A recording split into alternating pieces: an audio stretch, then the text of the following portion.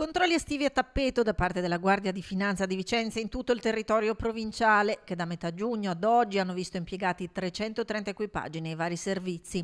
Controlli concentrati in particolar modo nelle manifestazioni, eventi, piazze, sagre e concerti, che hanno portato a sequestrare oltre 11 kg di droga tra cocaina, hashish, marijuana e crack. I controlli effettuati nell'ultimo mese e mezzo hanno permesso in tutto il territorio provinciale di sequestrare oltre 11 kg di sostanza stupefacente suddivisa tra cocaina, hashish e marijuana in molteplici attività di polizia giudiziaria, nonché nel corso di controlli specifici in occasione di eventi o manifestazioni musicali.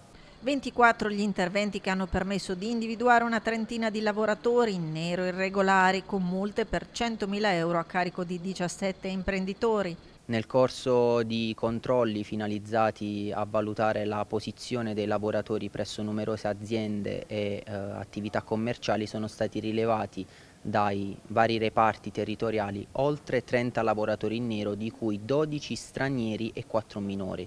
Le attività principali sono state svolte dal gruppo Vicenza, dal gruppo di Bassano del Grappa e dalla compagnia di Arzignano.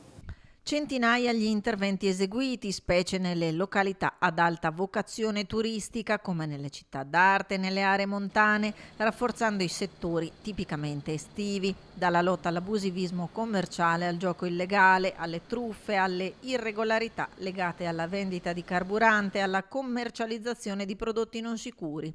Sono stati 220 i controlli operati a contrasto dell'abusivismo commerciale segnalati alla centrale operativa delle Fiamme Gialle, con 55 irregolarità riscontrate.